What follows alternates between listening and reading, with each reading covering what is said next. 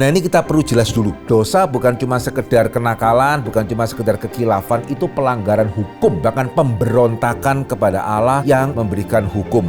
Ketika Yesus Kristus mati di atas kayu salib, keilahiannya meninggalkan dia. Di dalam perjanjian baru ya, termasuk Yudas itu sempat menerima Roh Kudus enggak?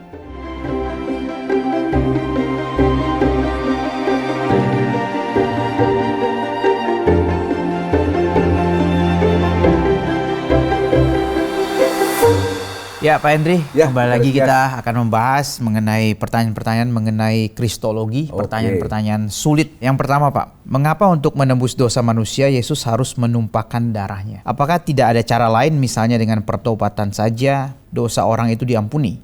Penebusan itu ditujukan kepada iblis atau kepada Bapa di surga? Oke, baik ya. Nah, untuk menjawab pertanyaan ini kita perlu tahu dulu ini Vicaris Kias, dosa itu sebetulnya apa sih? Ya, apakah dosa itu sama dengan kenakalan? Ya, apakah dosa itu sama dengan kekhilafan, begitu ya? Ataukah gitu ya, dosa itu sebetulnya suatu pelanggaran, ya suatu pelanggaran hukum, ya bahkan Alkitab mengatakan suatu pemberontakan. Ya, jadi kalau kita memandang dosa itu seperti kenakalan, kekhilafan gitu ya, maka ya wajar ya kita akan bertanya, ngapain mesti penebusan? Anak nakal kan ya minta ampun ya diampuni saja gitu ya. Nah, tapi ternyata dosa jauh lebih serius daripada itu. Ya sehingga saya percaya kita yang mengatakan ya anak itu kalau berbuat salah ya coba diampuni gitu ya. Tidak akan mengatakan ya sudahlah kalau penjahat itu pejabat korupsi, mbok ya diampuni. Enggak. Ya karena korupsi itu tidak sama dengan kenakalan gitu ya. Korupsi itu adalah suatu pelanggaran. Ya sehingga negara yang benar, hakim yang benar harus menghakimi secara proporsional. Gitu ya, harus ganti rugi dan seterusnya gitu dan seterusnya. Ya bukan sekedar masalah berarti hakimnya kurang baik, kurang mengampuni. Nah, ini kita perlu jelas dulu. Ya, jadi dosa bukan cuma sekedar kenakalan, bukan cuma sekedar kekhilafan, itu pelanggaran hukum dan bahkan pemberontakan kepada Allah yang memberikan hukum. Sekaligus tapi juga yang kedua ya, dosa itu juga sebetulnya merupakan suatu perbudakan. Ya, jadi contoh sederhananya ketika orang merokok jangan mengatakan saya bebas merokok, dia nggak bebas untuk tidak merokok. Begitu ya, dosa adalah suatu perbudakan. Jadi ketika Adam dan Hawa gitu memutuskan untuk percaya kepada apa yang iblis katakan, sebetulnya gitu ya dia dan juga kita gitu ya sebetulnya sedang meletakkan diri di bawah perbudakan kuasa dosa, kuasa maut gitu ya, kuasa-kuasa kegelapan yang ya tidak akan begitu saja mengampuni kita ya. Ya apakah kita tinggal mengatakan waduh saya menyesal nih kok sudah merokok, semua masalah selesai? Ya tidak. Saya menyesal nih kok sudah selingkuh, kita kembali ke masa seperti belum selingkuh? Ya tidak. Ya demikian juga ya, meskipun saudara sadar saudara salah, iblis lepaskan saya dong, saya sadar saya salah, saya pergi ya. Ya tidak. Gitu ya. Ya jadi dosa itu bahkan kalau saya boleh mengatakan bukan cuma kenakalan, bukan cuma kita memberontak kepada Tuhan, tetapi kita itu sudah menaruh diri di bawah perbudakan iblis. Dan ketika saudara sudah menaruh diri di bawah perbudakan dosa, ya tidak bisa tinggal bye-bye begitu saja. Gitu ya, not that simple. Ya sehingga itu kenapa penebusan Kristus kita perlu pahami. Tadi pertanyaannya kan juga Kristus menebus siapa ini? Kita dari Bapa atau dari iblis? Kristus menebus kita dari murka Allah. Gitu ya. Kristus menebus kita dari murka Allah yang adil. Dan ya setelah Allah yang adil mengampuni kita, ya maka kemudian Allah membebaskan kita dari cengkraman kuasa-kuasa kegelapan, kuasa dosa, kuasa maut. Ya ini jalannya seperti ini. Jadi bukan dua ekstrim yang kita perlu hindari. Yang pertama adalah, Yesus membayar ransum kepada iblis. Tidak. Tapi juga hati-hati. Ya karena seringkali seolah-olah keselamatan hanya kita dengan Allah. Allah mengampuni saya, sudah. Enggak loh ya. Ya jadi enggak ada namanya pengadilan cuma hakim dengan terdakwa. Gitu ya. Yang namanya pengadilan itu selalu ada hakim, ada terdakwa, ada penuntut. Ya, jadi forensik bukan cuma antara saya dengan Tuhan, ini seringkali yang terjadi ya. Bagaimana kamu dengan Tuhan gitu ya. Enggak loh. Ya, jadi enggak ada namanya pengadilan cuma hakim dengan saya plus pembela untuk mewakili saya. Ya tidak, ada jaksa nih, ada penuntut ini. Ya sehingga sama ya dalam hal keselamatan, Kristus membayar kita, membayar murka Allah, ya menebus kita dari murka Allah. Nah setelah kita diampuni gitu ya, setelah kita dibenarkan, Tuhan melepaskan kita dari kuasa-kuasa kegelapan. Ya, dan setelah itu Roh Kudus tinggal di dalam hati kita, ya, untuk menjaga kita, menolong kita bertekun, sekaligus juga mendisiplin kita kalau kita jatuh ke dalam dosa, supaya jangan kita kembali seperti situasi sebelum kita ditebus. Ya, jadi gambarannya adalah mirip hakim-hakim. Mereka berdosa, ya, mereka diperbudak, mereka minta ampun, Tuhan mengirimkan seorang hakim. Tapi pada waktu itu perjanjian lama, ya mereka berdosa lagi setelah itu. Dan ada Roh Kudus yang melindungi. Nah, ini juga nih pertanyaan tadi, ya, kenapa nggak diampuni? Oke, setelah diampuni kalau ngulang gimana? Diampuni lagi. Oke, kalau ngulang lagi bagaimana? Ya, sehingga, nah ini ya, saya harap dari pertanyaan ini, ya, saya harap setiap kita bisa menyadari penebusan dosa itu serius. Ya, enggak gampang. Ya, kalau gampang enggak perlu anak Allah turun ke dalam dunia.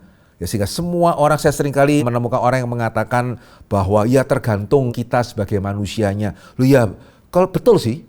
Ya, tapi saya pengen tanya, ya berapa banyak di antara kita yang lebih banyak taat kepada aturan keyakinan yang kita miliki, berapa banyak di antara kita yang lebih banyak melanggar. Lah terus kalau melanggar bagaimana? Ya, jadi Allah kita minta berhenti menjadi Allah yang adil gitu. Yang penting dia orang tua yang mengasihi gitu. Jadi seperti itu, berarti nggak ada keadilan. Terus bagaimana dengan kuasa-kuasa kegelapan? Ya, sehingga kalau saya boleh mengatakan, kita ada membahas khusus ya di Focus Lecture mengenai mengapa keselamatan itu sulit. Ya, saya harap saudara juga bersedia untuk melihat kembali kita orang Kristen. Nah, ini khususnya kita yang dari kecil Kristen, ya. Izinkan saya mengatakan tanpa bermaksud menghakimi, ya, kita sangat kurang menyadari betapa besar apa yang Tuhan kerjakan. Ya, karena seperti orang yang dari kecil kaya enggak pernah tahu, ya, gitu ya, untuk ada makan setiap hari itu someone has to pay. Ya, bukan tinggal minta papa mama, ya, karena kita tinggal minta papa mama kemudian bisa jajan ini itu, ya. Enggak sadar, ya, bahwa someone has to pay itu, ya. Ya, ini yang saya harap dari pertanyaan ini, dari jawaban yang saya berikan, kita bisa menyadari dosa itu serius, enggak cuman kenakalan atau kekilafan belaka begitu. Kalau yang ini seperti belum terjawab, harus menumpahkan darah. Ya, karena upah dosa adalah maut. Begitu. Nah, ini juga nih.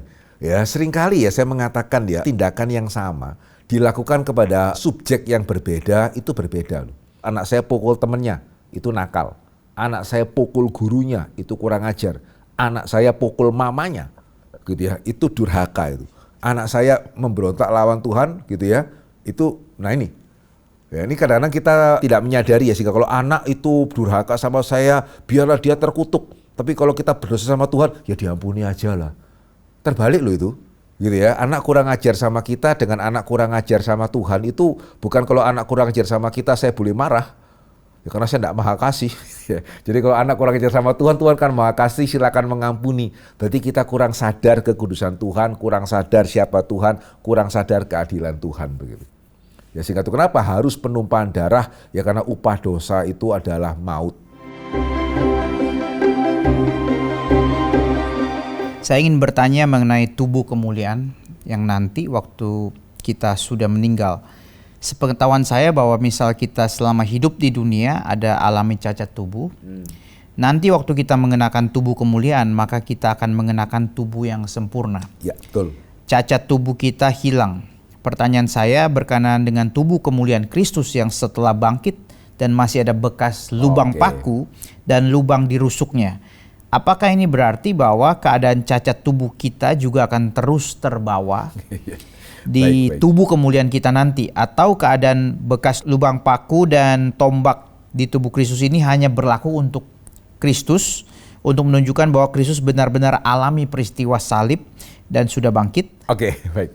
Iya, ya sebetulnya yang bertanya juga sudah menjawab sih, gitu ya. Jadi betul ya jawabannya tadi yang saudara katakan yang terakhir. Jadi bekas paku dan bekas tombak di dalam tubuh Kristus itu bukan cacat, tetapi tanda kemuliaan. Ya, bahwa betul tadi dikatakan dia benar-benar sudah mati, sehingga pada waktu Thomas ragu, ya silakan lihat aja, gitu ya, silakan pegang aja rusuknya, gitu. Dan Thomas langsung mengakui, enggak perlu, ya benar, engkau Tuhanku, engkau adalah Allahku itu. Ya, jadi sebetulnya sudah dijawab ya, betul, bekas paku itu bukan cacat, tetapi tanda kemuliaan Kristus, ya, tanda kasih Kristus kepada kita. Apakah Allah Bapa yang membangkitkan Tuhan Yesus saat ia ada di dalam alam maut, atau apakah Yesus sendiri yang merupakan salah satu pribadi dari Allah Tritunggal membangkitkan dirinya sendiri? Bagaimana pandangan teologi Reform tentang ini?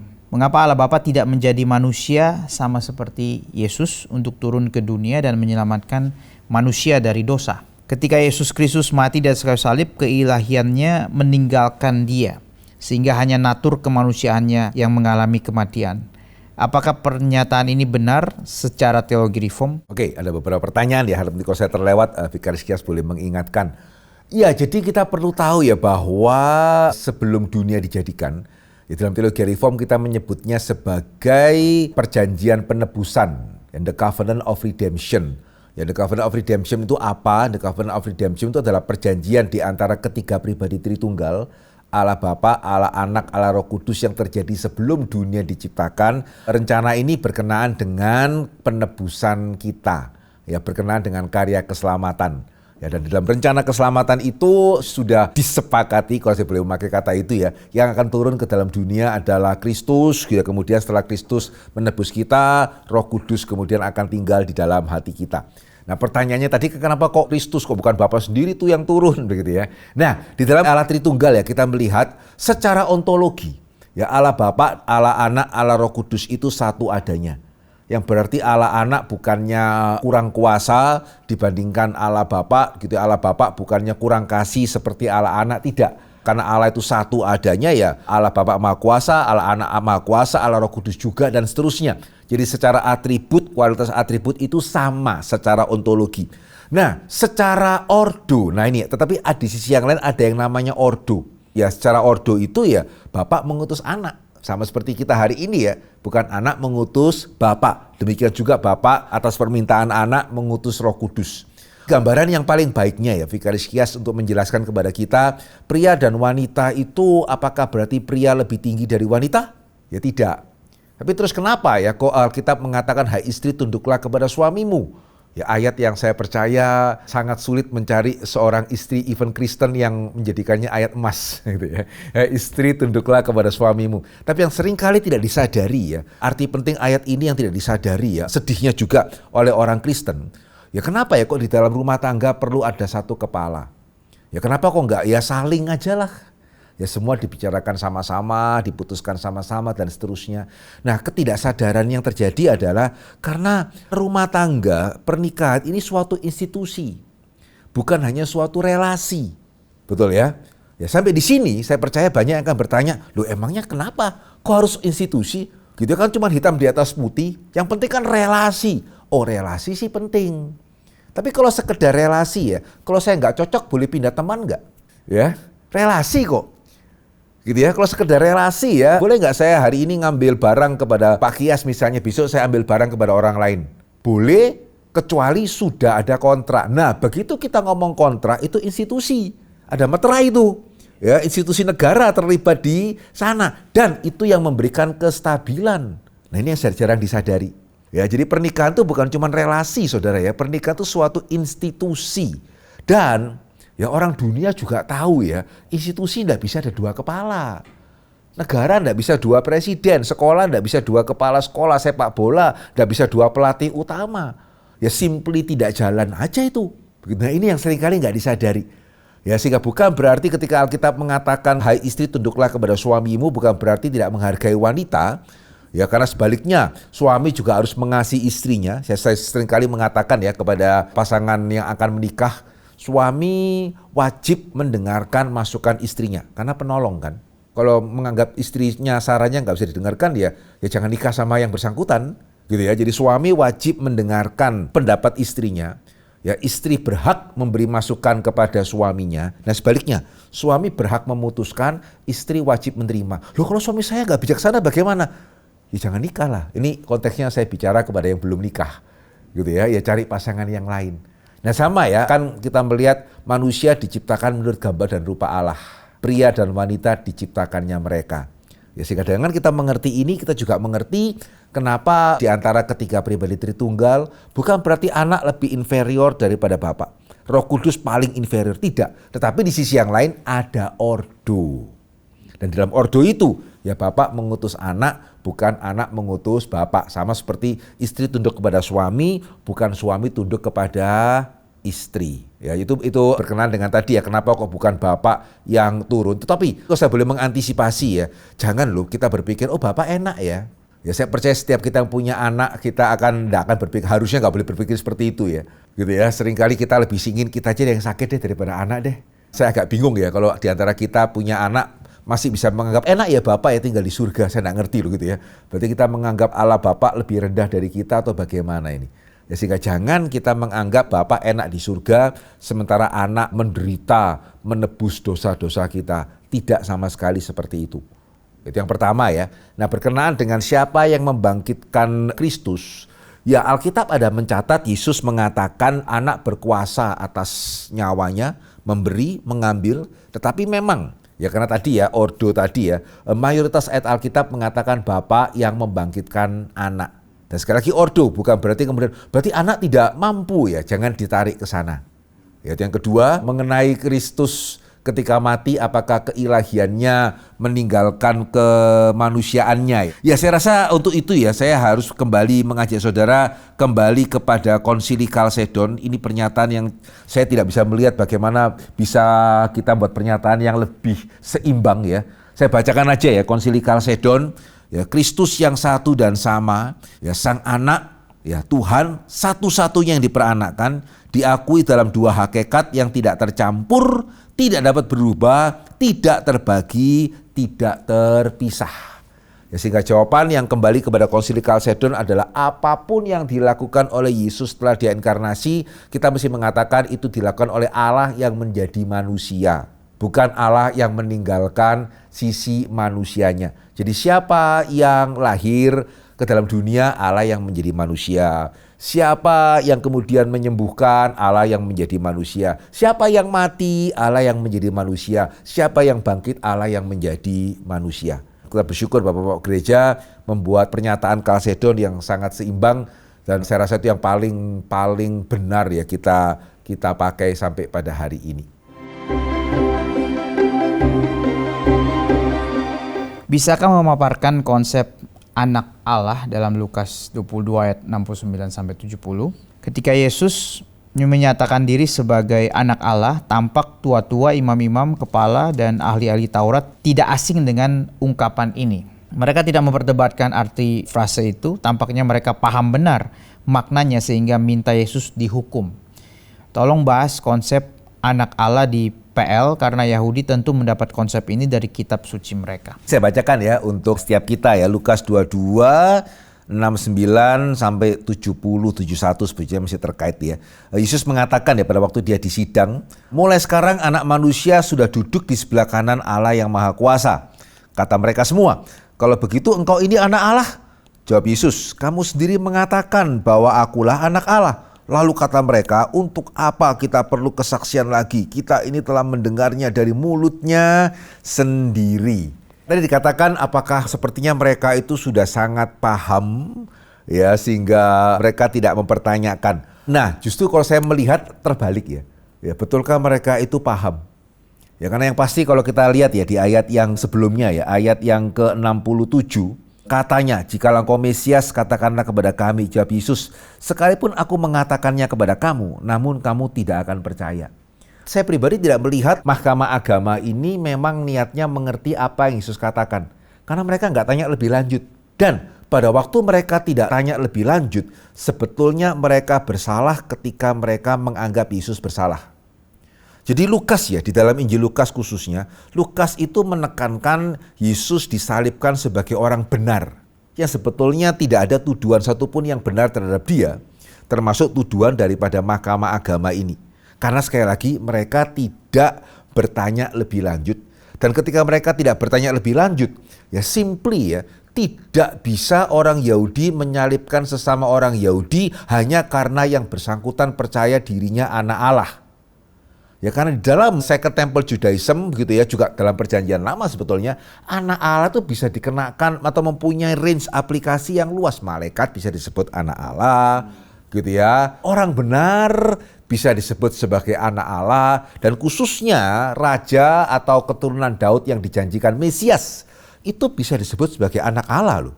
Contoh yang paling terkenal ya dari 2 Samuel 7 ayat 14. Aku akan menjadi bapaknya dan ia akan menjadi anakku. Apabila ia melakukan kesalahan, maka aku akan menghukum dia dengan rotan yang dipakai orang dan dengan pukulan yang diberikan anak-anak manusia. Nah, ini janji Tuhan kepada Daud. Ya, aku akan menjadi bapaknya, di sini adalah keturunan Daud ya. Dan ia akan menjadi anakku. Di mana salahnya terus? Yesus kan memang keturunan Daud. Gitu ya. Di mana salahnya ketika Yesus ditanya, apakah kamu anak Allah? Ya iya sih.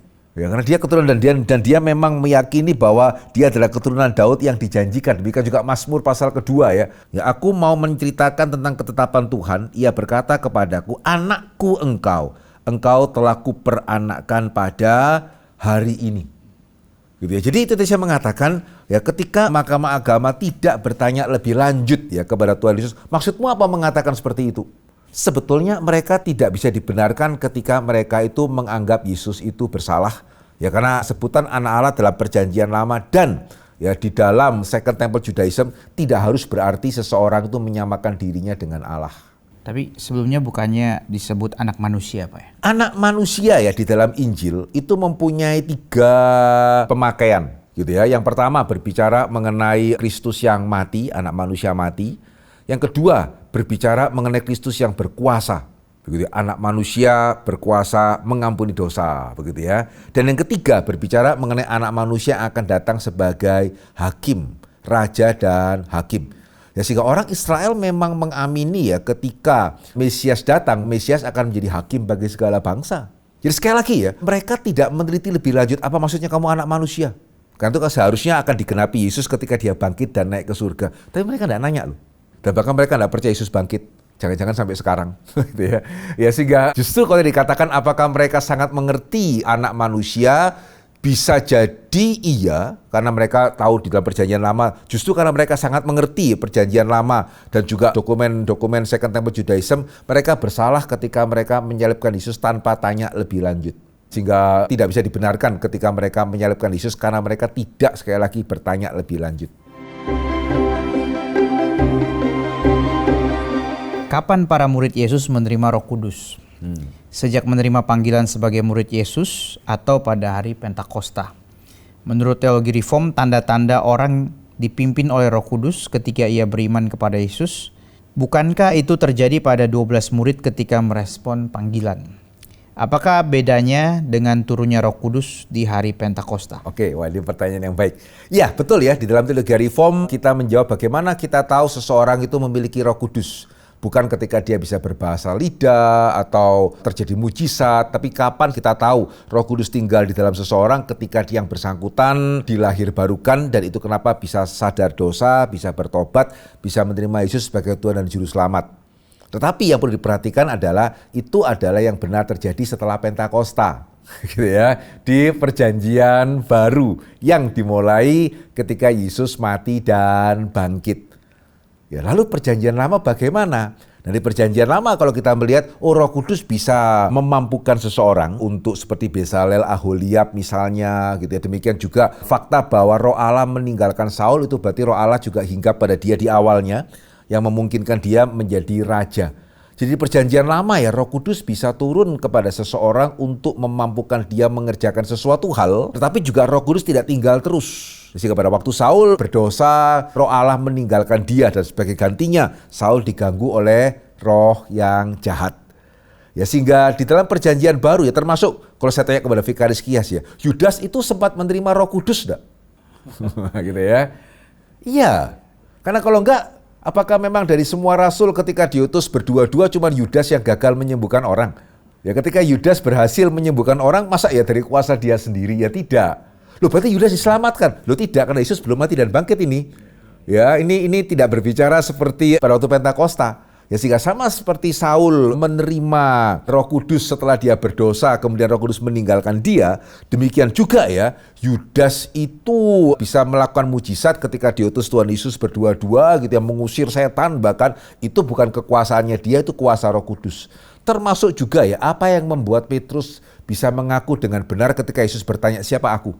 Wah, engkau adalah Mesias, anak Allah yang hidup. Itu menunjukkan Roh Kudus sudah bekerja dalam hatinya loh.